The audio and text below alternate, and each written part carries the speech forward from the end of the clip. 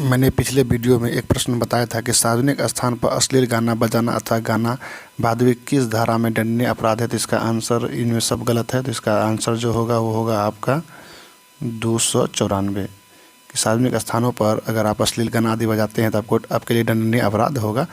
इसका आंसर क्या होगा? च होगा। बहुत अच्छा लगा आप लोग की कॉमेंट बॉक्स में बहुत जल्दी आंसर को सही कर दिया आप लोग।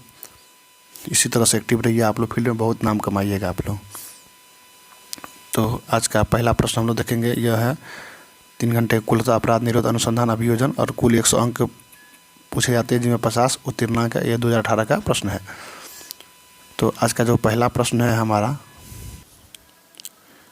जो आज का पहला प्रश्न है उसका पूछा गया है कि एसआरपी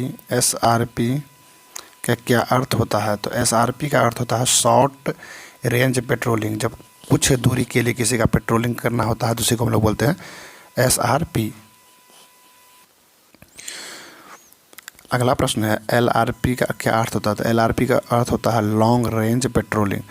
जो हम लोग थाना क्षेत्र में पेट्रोलिंग करते हैं, जब काफ़ी दूर तक पेट्रोलिंग करते हैं उसको हम लोग लॉन्ग रेंज पेट्रोलिंग बोलते हैं, और जब कम दूरी का करते हैं उसे शॉर्ट रेंज पेट्रोलिंग करते हैं। एलआरपी मॉनिटरिंग की जाती है। तो याद रखिएगा हमेशा एसपी महोदय के द्वारा एलआरपी की मॉनिटरिंग की जाती है। मतलब लॉन्ग रेंज अगर पेट्रोलिंग करना है, काफ़ी दूर तक अगर किसी को पेट्रोलिंग करना है, इसके लिए हम लोग को एसपी महोदय द्वारा उसकी मॉनिटरिंग की जाती है।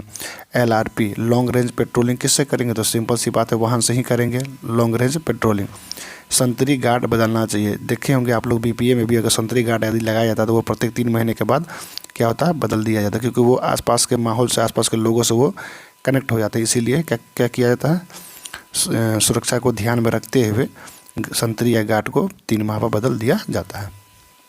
गिरफ्तार व्यक्ति को पुलिस अभिरक्षा में रखा जा सकता है। तो 24 घंटे तक क्या किया जा सकता है, पुलिस अभिरक्षा में रखा जा सकता है। गूंगे जो कोई व्यक्ति है उसकी गवाही का प्रावधान भारतीय साक्ष्य अधिनियम की धारा में प्रावधान है। तो भारतीय साक्ष्य अधिनियम की धारा 118 में गूंगे व्यक्ति का जो बयान होगा, मान लीजिए गूंगा व्यक्ति अगर इशारा करके भी कुछ कोई चीज़ बताता है तो उसका साक्ष्य अधिनियम धारा में वैध है। विशेषज्ञ की राय का उल्लेख भारतीय साक्ष्य अधिनियम किस धारा में है? तो धारा 45 में कहा गया है कि विधि विज्ञान या हस्तलेख आदि में जो भी व्यक्ति ज्ञानी होंगे, विशेषज्ञ होंगे, उनका जो राय होगा वो साक्ष्य अधिनियम धारा 45 में मान्य है। मरणासन बयान या मृत्युकालीन बयान कैसा होगा? तो ये मौखिक भी हो सकता है, लिखित भी हो सकता है, इशारे से भी हो सकता है, मतलब उपर्युक्त सभी। अगला है विशेष प्रतिवेदन कांड। मतलब ये जो एसआर केस होता है, मतलब काफ़ी गंभीर प्रकृति का जो केस होता है वो पुलिस मैनुअल किस परिशिष्ट में है? तो याद रखिएगा पुलिस मैनुअल के वो परिशिष्ट 3 में है। और विशेष प्रतिवेदित कांड जो होती है वो कुल 4 प्रति में लिखी जाती है, याद रखिएगा। और ये चारों प्रति कहाँ कहाँ जाता है? तो एक जाता है आपको कोर्ट में, एक जाता है आपको एसपी के पास, एक जाता है आपका एसडीपीओ के पास, और एक जाता है आपको सर्किल इंस्पेक्टर के पास। तो ये कुल 4 प्रति में लिखा जाता है। और काफ़ी गंभीर प्रकृति का अपराध को हम लोग विशेष प्रतिवेदन कांड कहते हैं, और यह परिशिष्ट 3 में वर्णित है। मृत्युकालीन बयान का भारतीय साक्ष्य अधिनियम की धारा में प्रावधान है। तो 32 का 1 में, 32 का उपक्लाउज 1 में मृत्युकालीन बयान के बारे में बताया गया है। किस तख्ती में थाने की सूची रहती है जिन्हें हाक डाक नोटिस भेजना है? तो हाक डाक नोटिस की जो बात की गई है वो तख्ती नंबर 11 में बताया गया है। हाक डाक सूचना के बारे में बताया गया है। हाक डाक सूचना क्या होती है कि यदि अपराध घटना स्थल से एक से अधिक जिलों की सीमा पर हो तो हर एक संबंधित जिला के पुलिस अधीक्षक को भेजी जाएगी। मतलब ये होता है कि अगर कोई अभियुक्त रंगे हाथ गिरफ्तार नहीं किए जा सकते हैं तो वैसे में उसकी गिरफ्तारी के लिए तुरंत सूचना प्रसारित किया जाता है। जैसे मान लीजिए रेल थाना हो गया, नदी थाना हो गया, इन जगहों पर कर्मचारियों को सहयोग लेने के लिए पुलिस हस्तक प्रपत्र संख्या 27 में, कितना में? 27 में PM फॉर्म जो होता है वो 27 में भरी जाती है और निकटतम थाने को इसकी सूचना दी जाती है। तो तख्ती नंबर कितना में कहा गया? 11 में। बिना वारंट गिरफ्तार व्यक्ति को अविलंब मजिस्ट्रेट के पास भेजने का प्रावधान कितना में है? तो याद रखिएगा 57 में है, 57 में। और भारतीय संविधान की धारा कहा जाए तो 22 के 3 में कहा गया है कि 24 घंटा से अधिक नहीं रखा जा सकता है। गुंडा बहिष् संधारित की जाती है। तो आपको याद रखिएगा थाना में तो गुंडाबही होता ही है, और डीसीपी जो एसपी साहब के जो कार्यालय होते हैं डीसीपी शाखा, जिला अपराध शाखा, वहाँ पर भी संधारित रहता है। तो उपर्युक्त दोनों इसका आंसर होगा। अगला है, जब्त प्रदर्श का जांच किसके आदेशों उपरांत होती है? तो याद रखिएगा, मैंने पहले ही कहा था कि अगर मान लीजिए कहीं पर कोई गोली बरामद होती है या कहीं पर कोई अगर देसी कट्टा बरामद होता है तो इसका हम लोग को ये देखना होता है कि ये कारगर है या नहीं है। इस कट्टा का जांच हम लोग इसलिए कराते हैं ताकि अगर किसी के पास है तो ये जानना ज़रूरी होता है कि ये कट्टा या ये जो हथियार है वो कारगर है या नहीं, इसका फायरिंग पिन काम कर रहा है या नहीं, इसका ट्रिगर काम कर रहा है नहीं, और इससे किसी की मृत्यु या हत्या की जा सकती है या नहीं की जा सकती है। तो इनके आदेश के लिए हम लोग क्या करते हैं, न्यायालय से आदेश लेते हैं इनका जांच करवाने के लिए। तो याद रखिएगा, जब्त प्रदर्श का जांच किसके आदेशों उपरांत होती है? तो न्यायालय के दौरान होती है। अंतिम ज्ञाप कौन तैयार करता है, मतलब फाइनल मेमो कौन तैयार करता है? तो कोर्ट का ऑफिसर तैयार करता है, और उसके बाद ये क्या करता है, एसपी महोदय को ये सूचना देते हैं। उसके बाद एसपी महोदय क्या करते हैं, तो उसका पूर्ववर्ती निकाल सकते हैं, डोसियर निकाल सकते हैं, गुंडाबही आदि में इसका नाम रजिस्टर कर सकते हैं। अपराध निरोध का अनुचित उपाय क्या है? तो केस दर्ज नहीं करना। जब आप केस ही दर्ज नहीं कीजिएगा तो अपराध को आप कैसे रोक पाइएगा? इसीलिए अपराध निरोध का जो अनुचित उपाय है वो है केस दर्ज नहीं करना। अगला प्रश्न है, पुलिस हस्तक किस नियमानुसार वर्ष में एक बार पंजियों का मिलान पुलिस अधीक्षक के कार्यालय से करनी चाहिए? तो पुलिस हस्तक के किस नियम के अनुसार कहा गया है? इसका जो आंसर होगा वो याद रखिएगा, वो होगा 118 का 6। 118 में कहा गया है कि थाने में रखी फरार पंजी और पुलिस अधीक्षक के कार्यालय में रखी गई फरार पंजी से मिलान किया जाता है। तो 118 का ये 6 होगा, ये इसका सही आंसर है। 1032 में तो प्ररक्षक कार्यालय के बारे में बताया गया है, और 1030 में बताया गया है कि कोर्ट में अगर कोई केस खत्म हो जाता है तो उनका बंडल बनाकर सबको संबोधित करना, अर्थात एसपी महोदय आदि को भी संबोधित करने के बारे में बताया गया है। इसका जो सही आंसर वो होगा 118 का 6।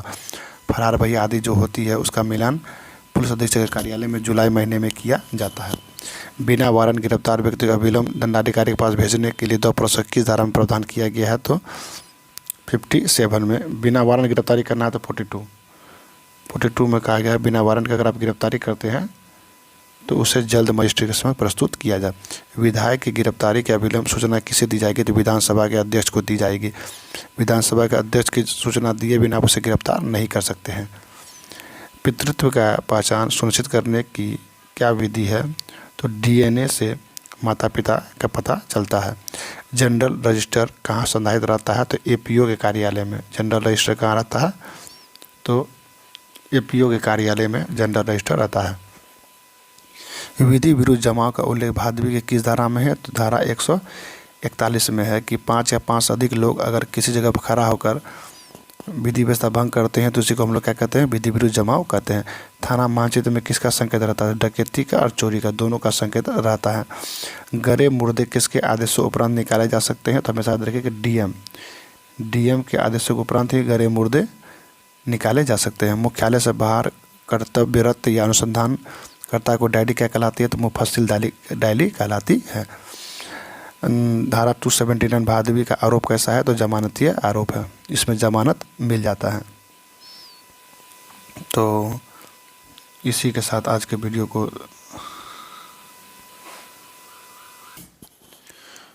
कुछ क्वेश्चन आगे पीछे हो गए थे तो इसको पहले हम लोग देख लेते हैं। तो स्त्री की लज्जा भंग होने संबंधी सज़ा का प्रावधान है। तो सज़ा 354 में स्त्री की लज्जा आदि भंग की करने पर ये भादवी 354 में सज़ा का प्रावधान किया गया। पुलिस अभिरक्षा में मृत्यु होने पर की जाने वाली कार्रवाई क्या है?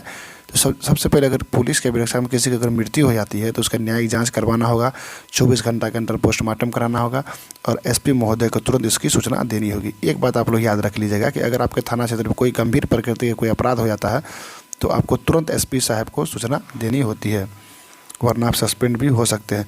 पुलिस रिमांड का अधिकतम अवधि कितनी है? तो पुलिस रिमांड अधिकतम आपको कितना दिन मिल सकता है? 15 दिन। अपजीविका कांड में प्रतिवेदन समर्पित करने हेतु कनियतम सक्षम पदाधिकारी कौन है? तो डीएसपी है, याद रखिएगा।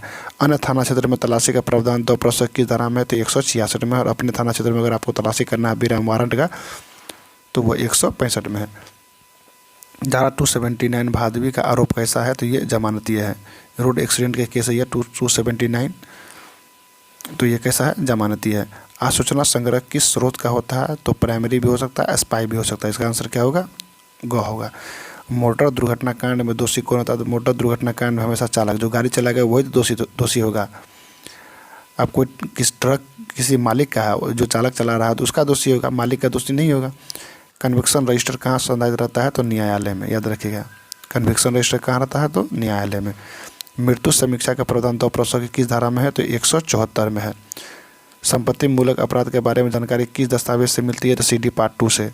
CD पार्ट 2 जो थाना में संधारित रहता है, इसके 2 भाग है, एक होता है एमओ इंडेक्स, एक होता है अल्फ़ाबेटिकल इंडेक्स।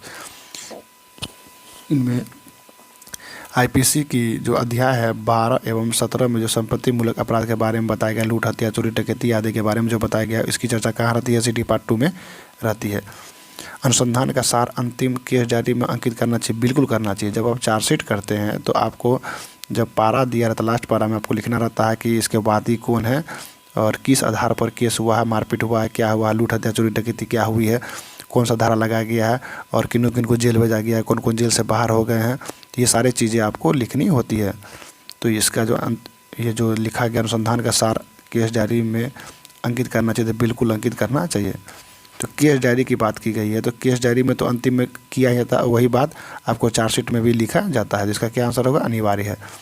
मरणासन बयान कैसे दर्ज किया जाता है, तो इशारे से, लिखित या मौखिक सभी हो सकते हैं। PM रूल के किस नियम के अंतर्गत पुलिस अधिकारियों के विरुद्ध परिवाद का वर्णन है, तो 262 में कहा गया है कि अगर कोई भी पुलिस पदाधिकारी अगर कोई गलत तरह से व्यवहार करता है तो उसके विरुद्ध भी आप परिवाद कोर्ट में दायर कर सकते हैं, तो 262 में। असंज्ञेय अपराधों में अन्वेषण का वर्णन कहा गया है, तो 2 की धारा 155 में और PM रूल में 265 के अंतर्गत आप असंज्ञेय मामलों में अन्वेषण का वर्णन किया गया है। अज्ञात सबका पहचान की रीतियाँ पुलिस हस्तक किस नियम में वर्णित है, 272 में। कहने का मतलब ये हुआ कि कभी कभी क्या होता है कि आपके थाना क्षेत्र में किसी नदी के द्वारा या किसी रोड के किनारे किसी अज्ञात शव की बरामदगी हो जाती है, तो इसका पहचान किया जाता है, तो इसका जो वर्णन है वो है PM रूल नंबर 272 में। बुझारत के लिए किस कार्यालय का अभिलेखों का तुलनात्मक परीक्षण किया जाता है, तो बुझारत क्या होता है कि जब थाने से, कोर्ट से और सर्किल इंस्पेक्टर के जो अभिलेख होते हैं, इनका जब मिलान किया जाता है, इसी को हम लोग क्या बोलते हैं, बुझारत कहते हैं। महिलाओं की गिरफ्तारी कब करना चाहिए, हमेशा याद रखें, महिलाओं की गिरफ्तारी हमेशा दिन में करना चाहिए। मृत्यु का बयान का भारतीय साक्ष्य अधिनियम किस धारा में प्रावधान होता है, 32 का 1 में। मुख्यालय से बाहर कर्तव्यरत अनुसंधानकर्ता की डायरी क्या कहलाती है, तो मुफस्सिलदारी कहलाती है। सिद्ध दोष व्यक्तियों की बही कहाँ रखी जाती है, तो सदर न्यायालय में रखी जाती है। थाना में कुल कितने तख्तियाँ हैं, थाना में कुल 16 तख्तियाँ होती है। PM रूल नंबर इसका क्या है, आप लोग कमेंट बॉक्स में बताइएगा। राष्ट्रीय स्तर पर अपराध आंकड़े का संग्रह कौन करता था, NCRB राष्ट्रीय स्तर पर, और SCRB ये क्या होता है, राज्य स्तर पर। और इसके बाद का वीडियो तो मैंने क्वेश्चन बता ही दिया है। तो मिलते हैं अगले वीडियो में, तब तक के लिए धन्यवाद। जय हिंद, जय भारत।